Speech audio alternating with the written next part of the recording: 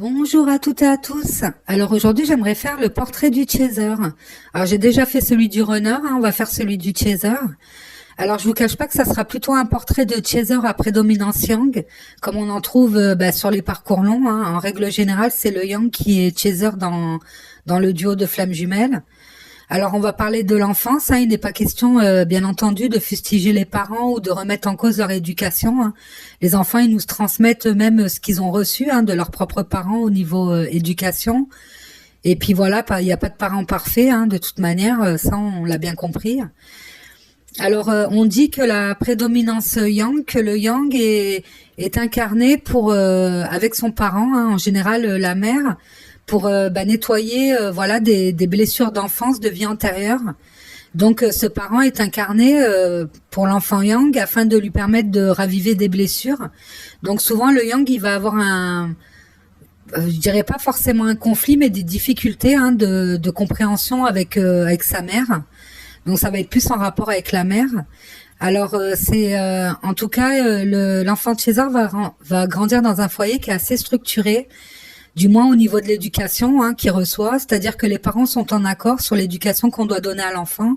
Alors ça peut être un parent qui instaure des règles et l'autre parent va suivre ou du moins se décharger de l'éducation des enfants auprès de ce parent. J'ai envie de dire que voilà, il va confier l'éducation des enfants à ce parent et puis lui il va suivre le mouvement quelque part. En tout cas, ça va être une éducation assez stricte, assez rigide, où il y a des règles à respecter. Et si elles ne sont pas respectées, la sanction peut tomber. Donc ça peut être des punitions, des comment dire. Enfin, punition, j'irai pas jusqu'à dire du corporel, quoi que ça peut arriver, mais du moins on va le recadrer constamment. S'il fait pas les choses correctement, on le remet à sa place. Alors contrairement au runner in, le chaser, lui connaît sa place, la place qu'il doit occuper parce qu'on lui a signifié, puis il a bien compris qu'il fallait pas qu'il déborde, parce que quand il débordait, il se faisait remettre à sa place quelque part. Et c'est vrai qu'il va avoir à cœur de faire les choses bien, de ne pas faire de vagues en tout cas. De ne pas décevoir les parents parce que il peut avoir l'impression de les décevoir et de ne pas être parfait, ce qu'il n'est pas comme tous les enfants de toute manière. Et surtout que en règle générale, la mère elle peut avoir une très bonne réputation d'être une très bonne maman, très joyeuse, très solaire. Et l'enfant peut avoir un complexe vis-à-vis de ce parent, en se disant ma mère est parfaite et moi je suis pas parfait, je fais pas les choses bien. Voilà, je ne mérite pas d'avoir une telle maman, donc il va tout de suite se mettre à culpabiliser quelque part. C'est un enfant aussi qui va très vite être autonomisé, être autonome, du moins, d'être poussé à l'être, voire responsabilisé. Ça peut être un enfant à qui on demande de participer aux tâches ménagères, de surveiller ses frères et sœurs, d'aider les parents, quelque part. Et c'est vrai qu'il peut tenir ce rôle à cœur et ça va lui faire plaisir parce qu'il recevra de la reconnaissance et peut-être un peu d'affection parce que les gestes affectueux envers le chaser ne sont pas forcément spontanés. Donc c'est vrai qu'il peut être en demande et recevoir, mais c'est pas spontané, il n'y a pas vraiment de tendresse. On laisse très peu de place aux effusions, c'est-à-dire que l'enfant, il va apprendre à contrôler ses émotions, du moins à se retenir de ne pas rire trop fort, de pas pleurer trop fort, de ne pas trop exprimer ses émotions, c'est-à-dire qu'il y a un temps pour tout. Les chasers, ça peut être aussi des enfants qui sont issus d'un couple fusionnel, dont l'un des parents, voire les deux parents, sont dépendants affectifs l'un de l'autre. Donc il y a quand même une entité de couple primordiale, j'ai envie de dire. Donc le couple peut faire passer ses besoins avant les besoins de l'enfant.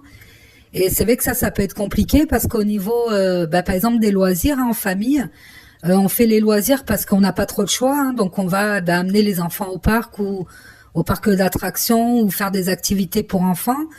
Et auquel cas, si l'enfant n'a pas été vraiment sage ou qu'il n'a pas été assez reconnaissant de la journée qu'il a passée, par exemple, les parents peuvent lui reprocher son comportement, lui disant voilà, nous on a fait l'effort de passer une journée avec vous, voilà, on a été à cet endroit pour vous faire plaisir et puis vous n'êtes pas content, vous râlez, voilà, mais ça va. Après vous me direz, il y a beaucoup de parents qui le font, mais là ça peut être limite systématique, ça veut dire que voilà, l'enfant va se rendre compte que quelque part voilà, tout soit doit se mériter, Donc rien n'est gratuit et rien n'est spontané quelque part. Donc lui ne le sera pas forcément, hein, ça c'est certain. Donc l'enfant va grandir voilà dans une ambiance assez routinière, hein, j'ai envie de dire, où il y a très peu d'imprévus, très peu de surprises. Il peut avoir une maman qui est très contrôlante.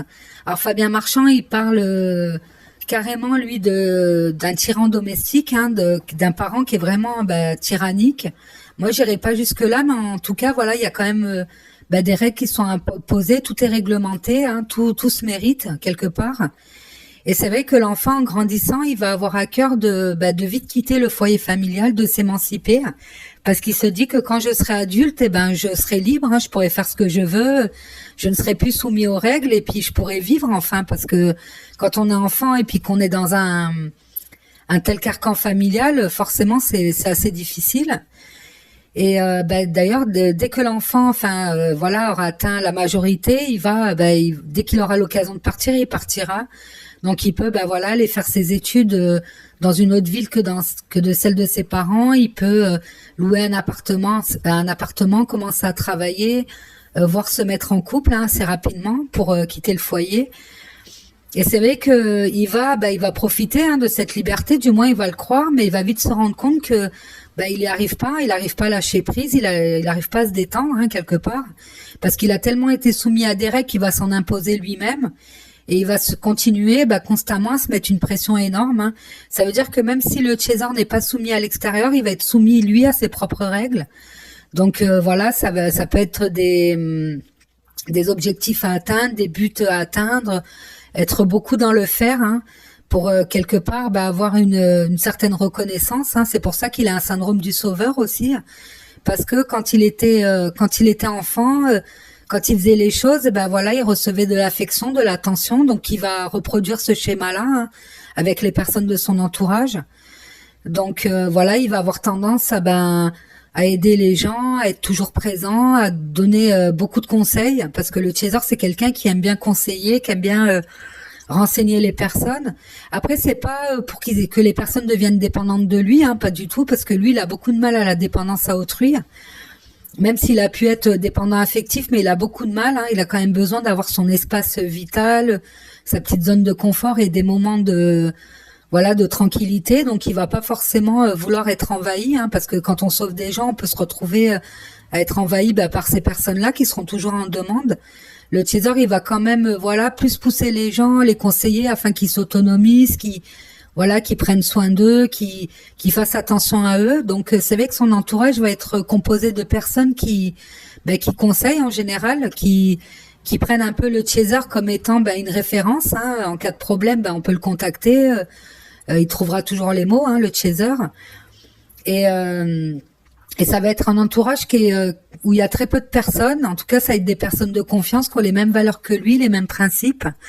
Les valeurs comme le respect, des principes, les mêmes que le chaser peut avoir, hein, chacun ses propres principes.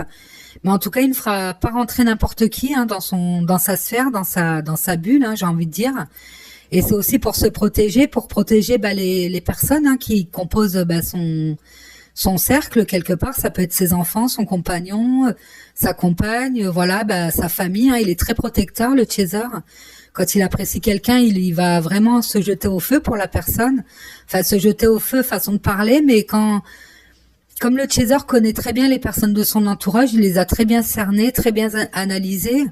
Donc quand ces personnes, elles vont se retrouver un peu en porte-à-faux, il va monter au créneau, hein, pour les défendre, parce qu'il les connaît, il sait de quoi ces personnes sont capables ou non. Après, ça n'empêche pas qu'il se trompe, hein, il peut se tromper sur des personnes.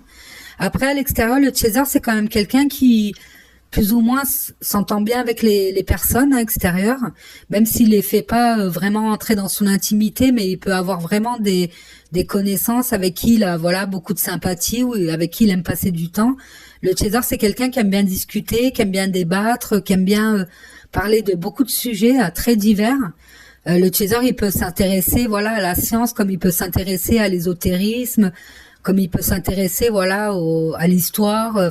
Il a plusieurs sujet à aborder. C'est vrai que c'est très dur de ne pas avoir un sujet de conversation avec le chaser, parce qu'il a un peu touche à tout, hein, j'ai envie de dire. Et quand quelque chose l'intéresse, voilà, il va creuser, hein, il va chercher, il va peser le pour et le contre, il va essayer de se faire sa propre opinion. Parce que le chaser, voilà, il tient quand même à avoir ses opinions, hein, un peu sur tout. Donc il va regarder les points négatifs, les points positifs, et puis voilà, il va se faire sa propre idée.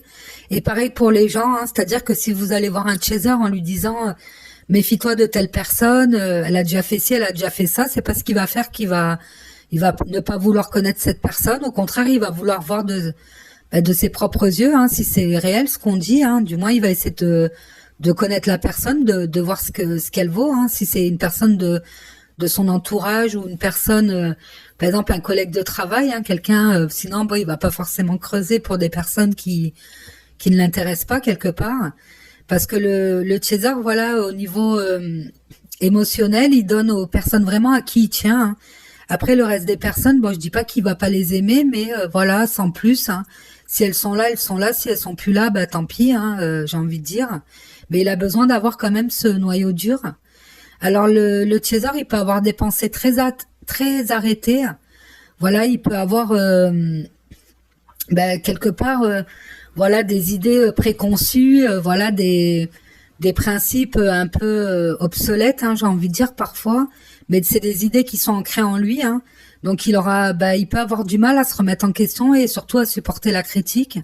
Donc on peut penser que le chaser est susceptible et il peut l'être, oui, effectivement, parce que le chaser part du principe que il se connaît parfaitement, il connaît ses défauts, ses qualités, hein, ça sert à rien de lui dire, il les connaît et il sait ce qui va et ce qui ne va pas chez lui, de quoi il est capable et de quoi il est pas capable, hein, quelque part.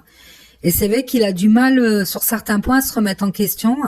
Parce que voilà, il a pu voir ses parents, hein, quelque part, qui ne démordaient de rien. Donc, il va avoir un peu ce côté, parfois un peu ours, hein, mais en même temps, il peut, s'introspecter, se remettre en question, puis retourner voir la personne et lui dire oui, effectivement, j'ai réfléchi, t'avais bien raison, voilà, mais voilà, il lui faudra le temps que lui-même mette le doigt là-dessus, hein. Et et c'est vrai que voilà, on dit aussi que le chaser est contrôlant. On confond souvent le contrôle et la manipulation. Chez le chaser, c'est pas de la manipulation, c'est une façon de se protéger toujours et de protéger ce qui l'entoure, hein. Et c'est vrai qu'il va contrôler dans le sens où voilà, il va constamment analyser, hein. Le chaser, il est très psychologue et il comprend tout ce qui n'est pas verbal, hein, forcément. Donc il est très très observateur, mais il le fait pas exprès, hein. C'est vraiment son système de protection qui fait que il voit toujours au-delà de ce qu'on lui montre, hein, j'ai envie de dire. Il essaye toujours de voir une situation sous tous ses angles, quelque part. Au niveau professionnel, le chaser, c'est quelqu'un qui est rigoureux, consciencieux, qui respecte les consignes.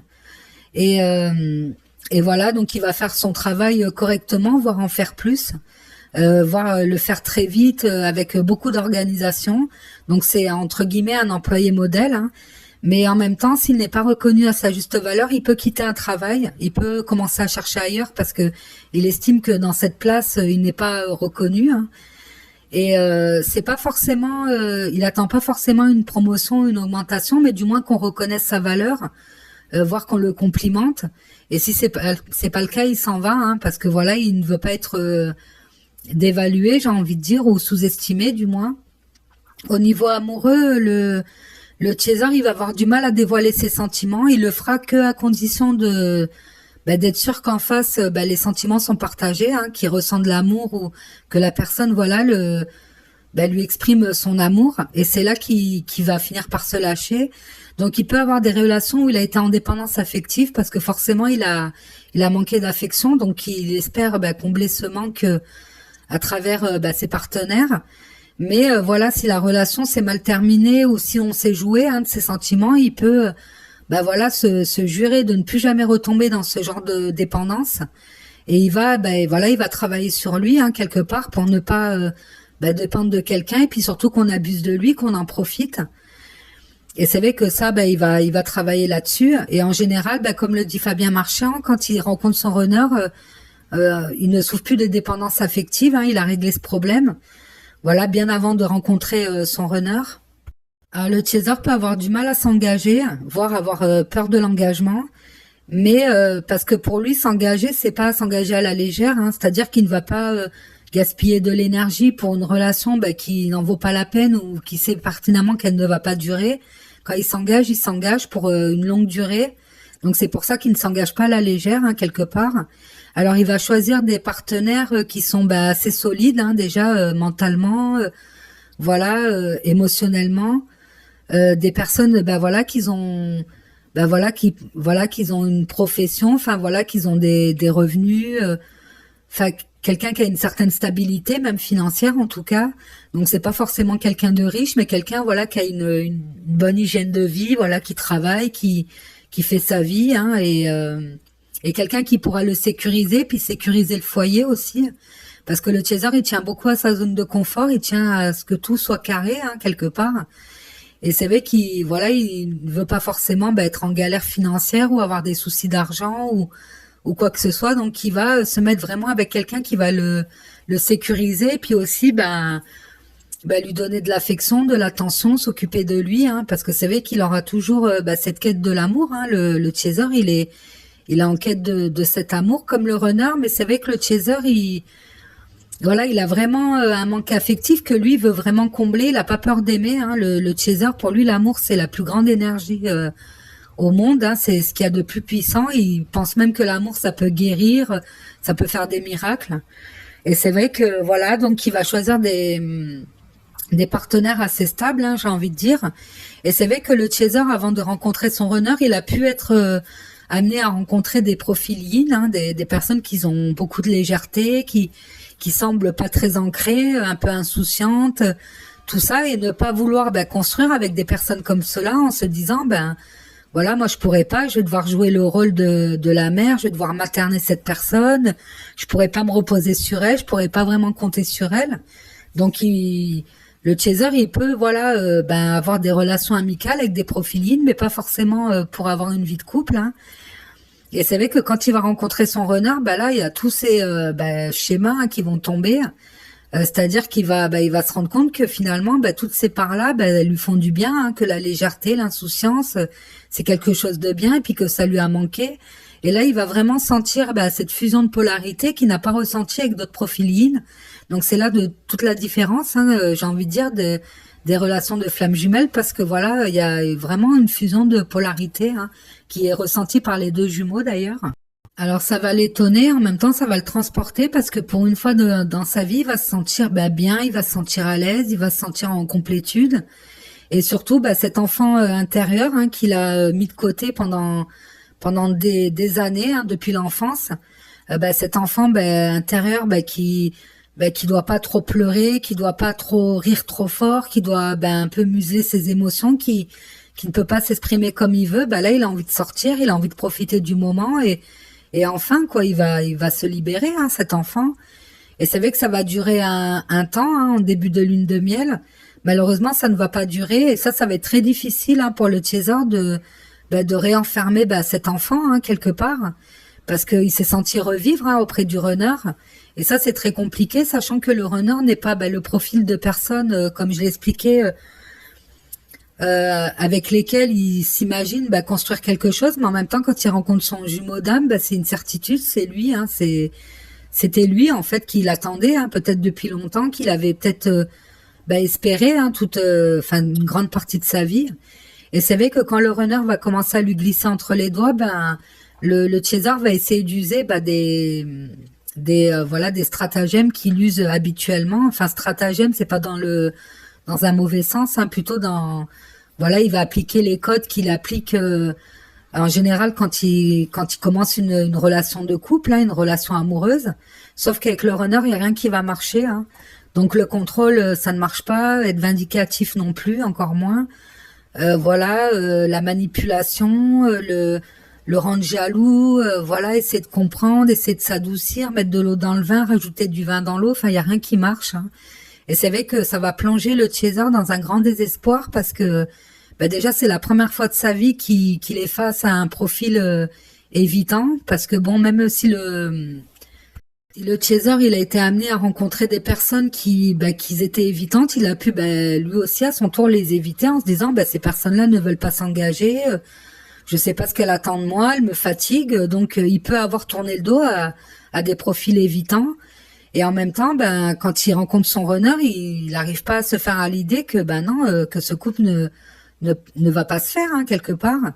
Et c'est vrai que ça va être très douloureux. Et juste à temps qu'il découvre le lien de flamme jumelle, il ne comprendra jamais, la nature de cette relation, hein, qui pour lui était extraordinaire parce qu'il a quand même ressenti un lien énergétique, il a eu des synchronicités, puis cette certitude, hein, qu'il le quitte pas quelque part.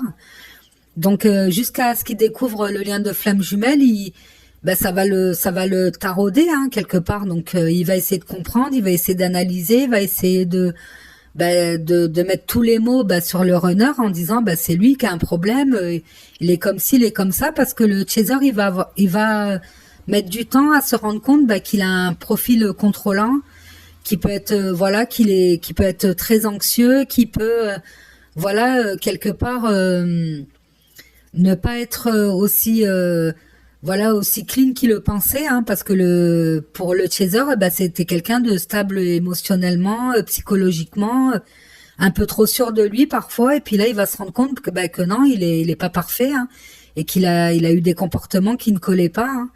Donc et puis de toute manière il n'arrivera jamais à détester son runner, à lui en vouloir.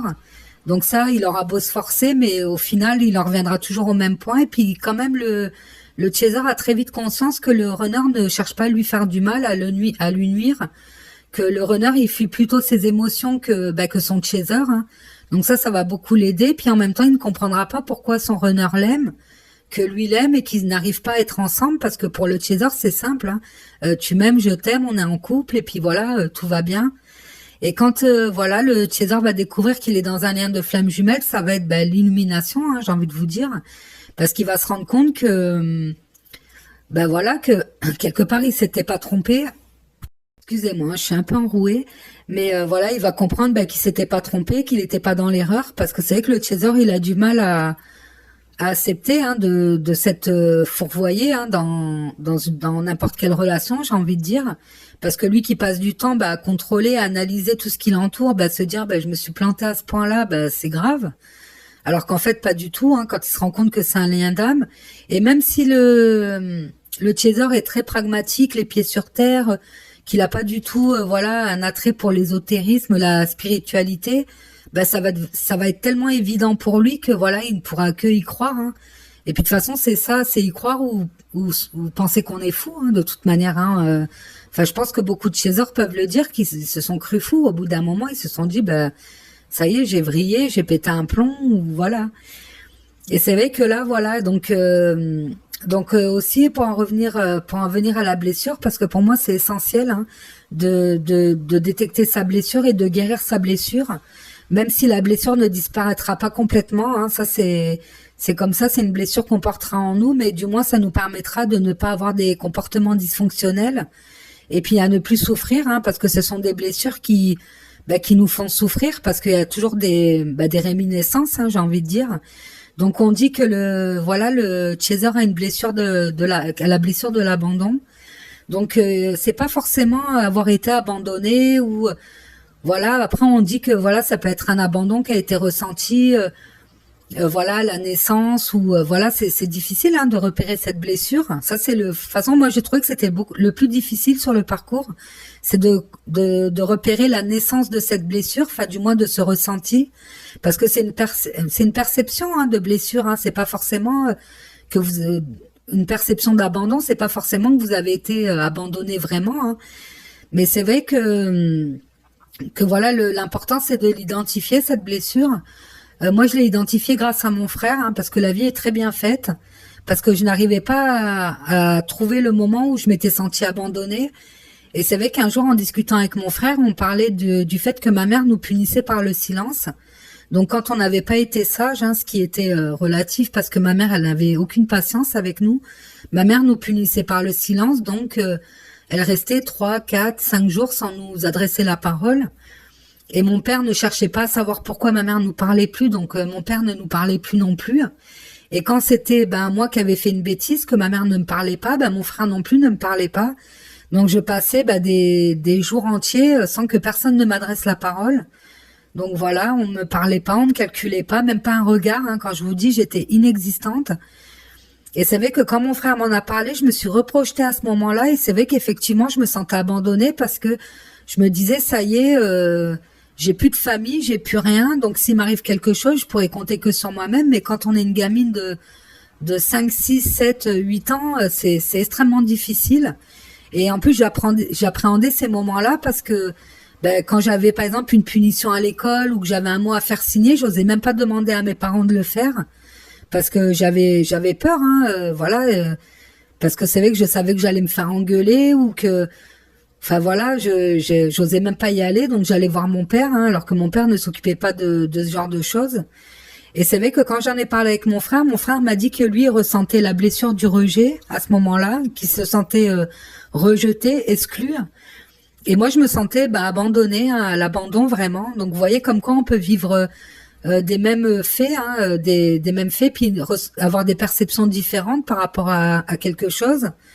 Donc voilà, donc ça pour moi c'est vraiment l'essentiel, hein, c'est de repérer votre blessure, de prendre soin de vous et d'équilibrer vos polarités parce que c'est vrai que voilà, enfin moi je sais que j'ai équilibré depuis, comme j'avais expliqué dans l'audio précédent, et c'est vrai que ça fait du bien parce qu'on se lâche la grappe, hein, parce que le problème du chaser c'est lui, hein, c'est son propre ennemi, c'est le chaser, hein.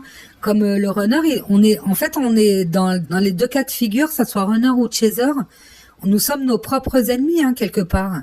Et c'est vrai que le chaser, voilà, il faut qu'il lâche prise, il faut qu'il s'ouvre vers l'extérieur parce que le chaser, il peut avoir peur, hein, de l'extérieur quelque part, de ne pas avoir une certaine aisance, hein, et d'avoir à jouer avec des masques sociaux parce que c'est vrai qu'on parle beaucoup du faux self du runner, mais le chaser aussi a des masques sociaux. Il contrôle l'image qu'il donne à l'extérieur, il essaye de se faire apprécier par tout le monde. Voilà, donc c'est vrai que ça peut être compliqué, il montre pas vraiment ses émotions, hein. Il les contrôle, sauf que lui, il est conscient de les avoir, mais il les contrôle, hein, donc voyez. Et voilà, donc apprendre à lâcher prise, hein, à se lâcher la grappe et à vivre, hein, à profiter de sa vie, à profiter du moment présent. Alors moi, si je peux vous donner un conseil, rapprochez-vous des enfants et des animaux. Vraiment, avec les enfants et les animaux, il n'y a pas mieux pour développer son yin. Parce que les enfants, voilà, ils sont dans la créativité, ils sont dans le jeu, ils sont dans la légèreté, dans l'insouciance. Voilà, moi j'ai gardé un petit garçon pendant des mois, hein, parce que les parents m'avaient demandé, parce que je travaillais pas à ce moment-là, ils m'avaient demandé de garder leur petit garçon. Mais j'ai passé des moments incroyables, hein. On jouait à tout, on créait des personnages. Voilà, je l'amenais au manège, à la bibliothèque pour enfants, mais je me suis régalée, quoi. Je me suis même pas autant régalée avec mes enfants que je me suis régalée avec cet enfant-là. Donc c'est pas à dire que je jouais pas avec mes enfants, mais c'est vrai que avec mes enfants, j'avais pas ce côté très ludique finalement. Et alors qu'avec cet enfant-là, je me suis régalée. Et tous les gens qui me voyaient me disaient, mais dis donc, on dirait que tu revis, quoi. On dirait que t'es lumineuse. Mais c'est vrai qu'il m'a fait beaucoup de bien. Et les animaux, c'est pareil, hein. Voilà, quand vous avez des animaux, voilà, ils vous apportent quelque chose incroyable, hein. Donc voilà, donc l'équilibre des polarités, c'est quand même important. Après, comme je l'avais expliqué, ça se fait avec les expériences de vie, avec les prises de conscience, avec le temps. C'est pas question non plus de vous forcer à équilibrer mais voilà, d'avoir déjà des prises de conscience et puis de faire des choses qui vous font du bien, de vous faire, de penser à vous et puis d'arrêter de vous mettre la pression, hein. Voilà, si vous n'avez pas fait quelque chose aujourd'hui, vous le ferez demain ou après-demain, il n'y a pas mort d'homme, hein, vous faites ce que vous pouvez au moment où vous le voulez, hein, où vous le pouvez surtout. Et puis voilà, donc ça fait un moment que j'essaie de faire ce portrait, j'ai fait plusieurs enregistrements, mais il n'y a jamais rien qui allait. Bon, moi j'ai eu du mal un peu à parler de l'enfance parce que c'est vrai que c'est un peu compliqué, parce que il y a des chasers qui ont eu des enfances très heureuses, très bien. Donc on va pas non plus chercher des défauts aux parents quand il y en a pas. Après voilà, comme j'ai dit, je donne une vue d'ensemble, hein. Après c'est de mon expérience à moi, et c'est aussi tiré des infos que j'ai eues à gauche et à droite, parce que moi mon expérience elle vaut rien, j'ai envie de vous dire, mais bon, quand j'ai eu des clés de compréhension puis que j'ai des informations derrière qui confirment, voilà, des informations que je lis ou que dans des vidéos, mais surtout dans les lectures. D'ailleurs, je vous conseille beaucoup de lire. Voilà, il y a des blogs, il y a des forums, même aux US. Hein, si vous avez Google, vous faites traduction en français. Parce que voilà, moi j'en apprends beaucoup plus en lisant quelque part qu'en visionnant des vidéos, hein, quelque part. Donc voilà. Bon, je vais arrêter là parce que là je commence à me perdre. Je vous dis à très bientôt et merci pour votre écoute. Au revoir.